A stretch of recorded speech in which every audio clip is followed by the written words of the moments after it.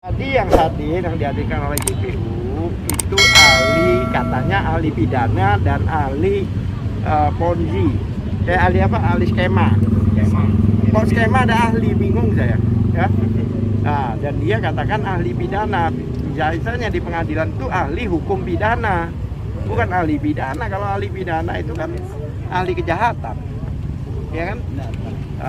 Akhirnya saya tanya dan sebagainya, dia katakan bahwa dia telah meneliti, telah mengkaji bahwa ini edisi cash ini banyak pelanggaran, dan edisi cash itu skema, edisi cashnya tidak ada izinnya, terus edisi cash itu bohong, bahwa bisa beli sesuatu pakai koin dan sebagainya. Saya bilang tahunya dari mana?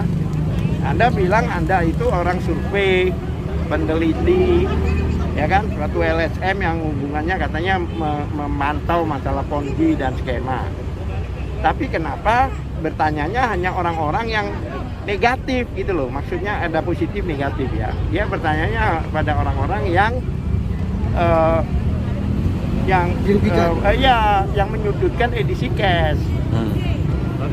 Dia hanya bercerita tentang skema begini, ponzi begini. Ya, saya tanya, Anda tahu nggak masalah edisi cash itu kerjanya bagaimana?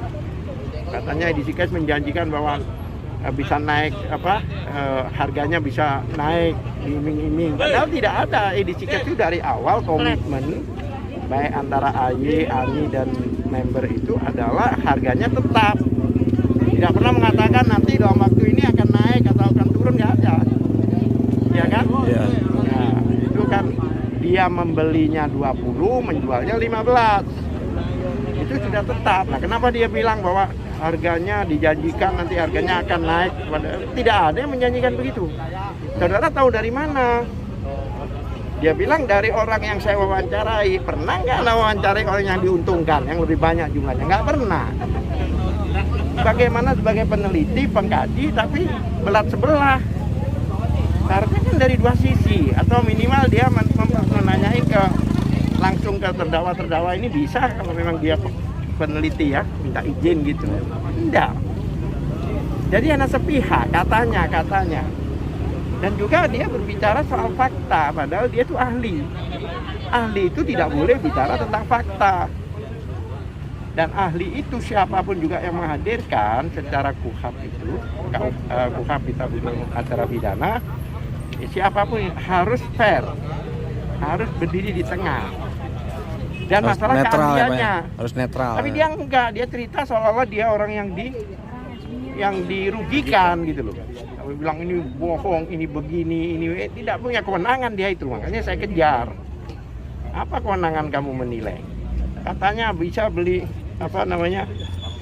mobil dengan pakai koin. Aku bilang kalau yang punya mobil itu adalah orang member bisa, aku bilang. Betul bisa. Iya kan? Iya. Well, itu bohong. Terus siapa yang dirugikan? Saya bicara saya beli pisang goreng pakai daun contohnya. Siapa yang dirugikan? Betul. Orang percaya oke, nggak percaya ya udah. Gitu loh. Kan begitu. Jadi dia ya itu kalau menurut saudara, ya menurut saya. Nah, dia tidak tahu edisi cash, tapi dia bicara tentang edisi cash. Ya kan? Saya tanya, Anda tahu nggak masalah ini mulai kapan? Dia katanya memantau edisi cash sejak 2018. Sedangkan masalah ini kan baru akhir-akhir tahun ini yang jika ada masalah, faktanya tidak. Faktanya edisi cash kalau menurut ahli IT kemarin itu, ya kan? Dia kan jelas mengatakan bahwa edisi cash itu sampai bulan Mei 2021, April 2021 itu masih bisa difungsikan. Gitu loh. Nah, Ibu Ani Suryani dia mengambil alih pada waktu hang, yaitu siapa yang mau menjual koin ke dia, itu adalah kebaikan dia, bukan kejahatan. Seharusnya dia diberi apresiasi. Ya kan? Dia bilang bisa itu tidak harus, gitu loh, ya kan? Bisa dijual ke dia. Dia selama ini kan membantu. Memang pada waktu itu banyak yang beli sampai ada yang 100 miliar loh ini, 2 miliar. Sedangkan dia menggunakan bank BCA, banknya yang nggak sanggup. Kalau dia harus ngeluarin 300 miliar dalam satu hari, bangkrut itu bank.